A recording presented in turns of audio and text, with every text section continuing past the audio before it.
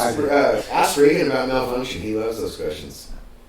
Right, yeah. He doesn't know about Malfunkshun. Ask Regan about I do. Malfunkshun. I'm He a loves huge those. Andrew Wood fan, and really? I've asked Kevin Wood to be in my band, and I've auditioned for his band within the last year. Oh, And I've wow. also asked, I'm friends with him and Wendy's on, Nice.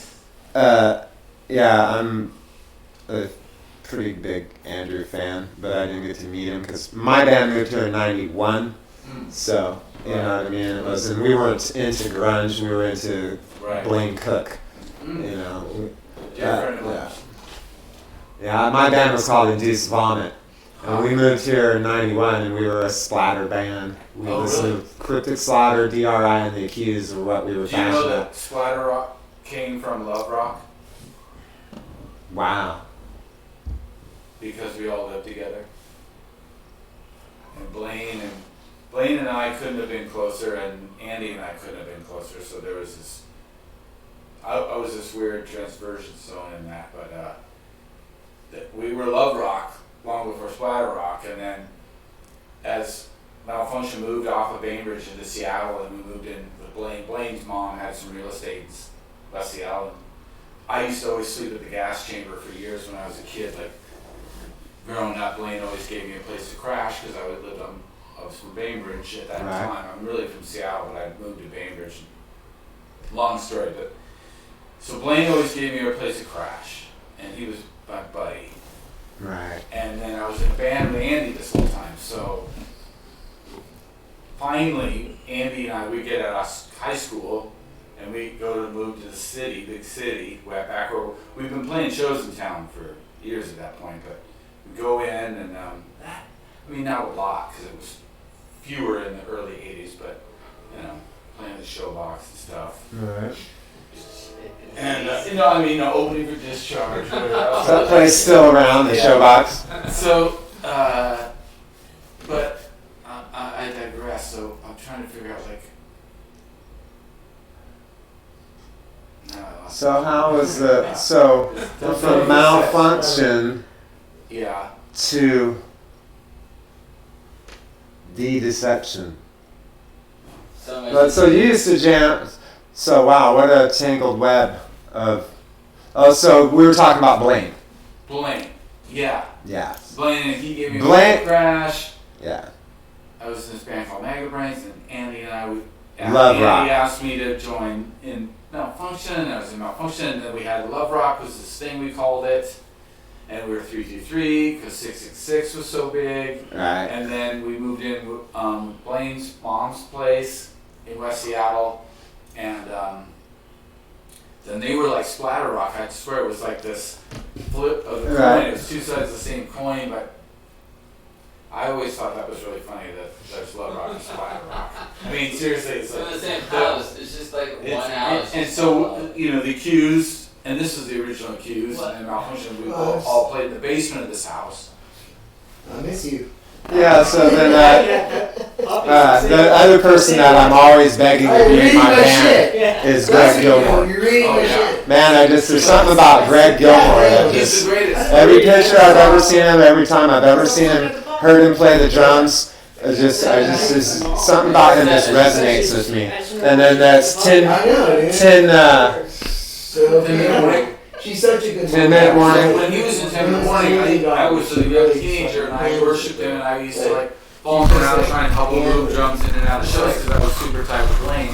Right. So I was at the shows while Blaine was a singer in 10 in the morning. He ended up that ended at a certain point, and Beowulf came in as the singer 10 in the morning later. That was a whole different change. Dave Regan came in on bass. A lot of things changed at that point, but Duff was in there, and right, exactly. But Gilmore, I was in Love Song and got kicked out because Gilmore came back into town and got the job. I mean, it was awesome. I couldn't have been happier. I was like, he's the greatest drummer on the scene, bar none. And now we've got Cameron and other people showing out their amazing abilities on drumming, but back early on, we didn't have that. We had Greg Gilmore was the spectacular drummer of Seattle. a bar down in that scene. And then we had, Matt Cameron came later, and he also had that same ability as a drum corps drummer. We're talking about drumline drummers. They came from drum school into our scene and demolished guys like Oh, so he's like a CIA Seriously. implant. He's like the. It was all fun and games until the fucking drum corps showed up. He's like a Neil Peart, Seriously. Yeah, it's just took. All right. Right. That is epic. It's so real. Well, that's like That's how we all lost our gigs. Yeah, when Green River came, when we did the. And it's fine. We all maintain and we do this, and now we're in the Deception together. But we go way the fuck back. Way the He's fuck like, back. Yeah. And that's why we were hanging out, and Trump gets elected, and we're like, we gotta fucking bring it back. Like, I'm pissed again.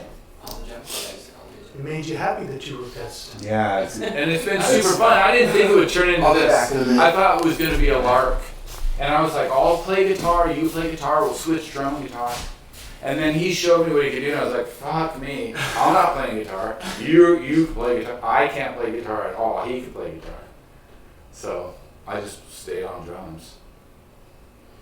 I had written a bunch of stuff with Dave. Yeah. Dave and I were in a band together called X's with Benefits. That's right, another punk band. And we had a bunch of stuff that we had, and they're like, we have a bunch of stuff. You have a bunch of stuff that you've written. Boom. Boom. Bang. Just take it all and Instant band. Insta-band. 2 albums. Blaine Palace. Right. Yeah, I've gotten the best of Alex and Cody and getting to play with Sam and Regan. Jesus. It's a whirlwind. It's a whirlwind. It's a whirlwind. Whirlwind. Is that green dreadlock thing because of that other band that's merging out? Yeah, I thought so. Yeah, that's the THC. Yeah. There's Neelan, she's on there. Nice. Alright, we're going to charge this one up, and we'll be right back with more behind the scenes action. And the band is going to set up and play shortly. Boom. Oh my fucking thing was on fire. 6 realities in other universes just changed.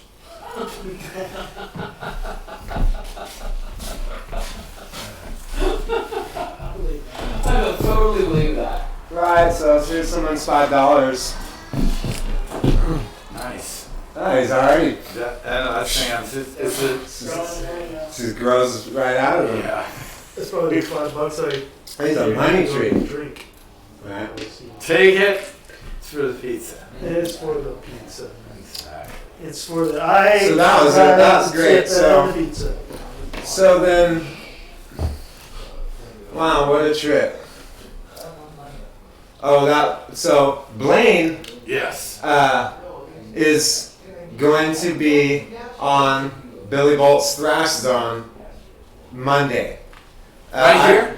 He'll be here Yeah. Monday? Well, Thrash Zone is a different show. Oh, you'll be over But there. I'm the video Right. person for Billy Bolt's You're Thrash going to Zone. where he is. Yeah, and, well, he may phone in. We're not sure if he's going to make it, but he's going to phone in or show up. Tell him I said And we hi. have I will. Seriously. I will. Because here's the thing. We were real The tight. first time Blaine played here, Billy. In this room? Yeah, Sweet. he's played here 2 or 3 times. And the first time he played here, Billy got wind of it, and I had just met Billy. And Billy, of all the metal people that Billy knows, he didn't know Blaine. And he's like, can you get me an interview with Blaine? And so I Facebooked Blaine and got his number. Great. And then when we did the show, Blaine phoned in, and me and my roommate were both in the studio repping our bands. So we got to be on the radio show while Blaine phoned in, and now I work for the radio show. I'm the video guy, so whenever Billy has guests there, I'll go over there and just live stream it, and Nice. we're all coupled together. That's awesome. You know what I mean? And so Blaine's going to be back on the show, and it's just like, to me, I love the fucking Accused, dude. I came down here in '91 and went to OK Hotel. We had been listening to all their records. I went to every We had their show. cassettes, you know. I saw the birth of the Farts and their whole existence. And then they turned into 10-Minute Warning. And that whole existence with Blaine. And I did kind of leave with Blaine. And then the Accused. And so much I just was there for all of that. I loved it so much. I was like number one fan. The Accused back in '82 with Tommy and singer and Chewy as the bass player. Exactly. Dana, Chewy, Tommy, Blaine initially. And Blaine was new because those guys were doing stuff before Blaine. And then they got Blaine, which was a coup, when he came out of the Farts.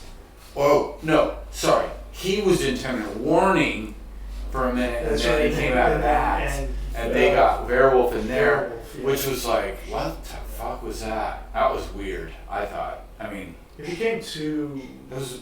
What was he, like, Jim Morrison? Yeah, that's it. I heard it. Jim Morrison. I heard it, and then when they reissued the band's material, they reissued that stuff. Right, and I thought and everybody's like, whoa! No, I was like, whoa, mistake. Like, the beginning with Blaine, this is all subjective, right? We sure. all have our own opinions about what we like and what we don't like.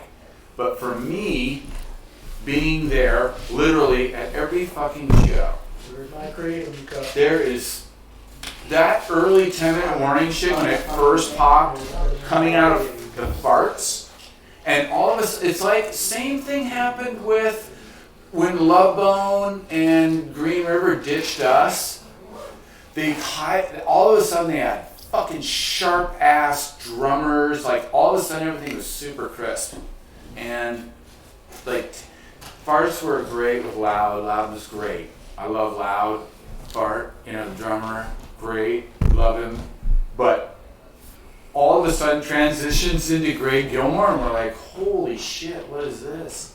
Insane, tight, syncopated. I heard somewhere that Nirvana's sound kept changing every time they would get a different drummer until big time. the guy came along. They had local